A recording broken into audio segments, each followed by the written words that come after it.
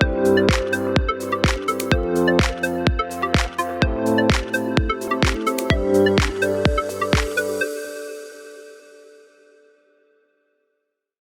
everybody, this is Sheri with ViREO Life, author of Go Forward 28 Days to Eat, Move, and Enjoy Life God's Way. We are kicking off Screen-Free Week, and whether you're watching this the day of Screen-Free Week kickoff, or if you're watching this another time, there's no time like today when you're watching it to say, I'm going to take a week and focus on things other than my screen. Now, let's clarify. Does that mean that you're not going to watch anything or read anything on your phone, on your screen, or watch TV at all? Nope, does not mean that.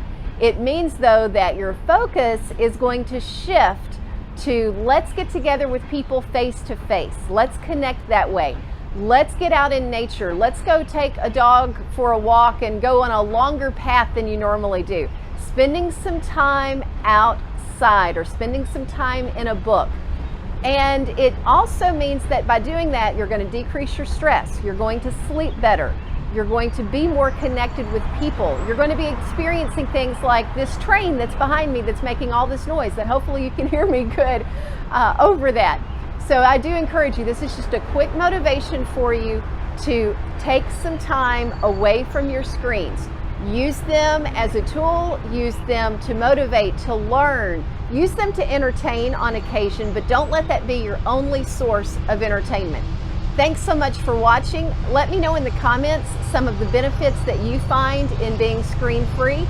Also let me know in the comments some of the ways that you are wanting to go screen-free just for a week. And again, screen-free for the week doesn't mean the entire week with no screens, but it means blocks of time during that week that you're screen-free.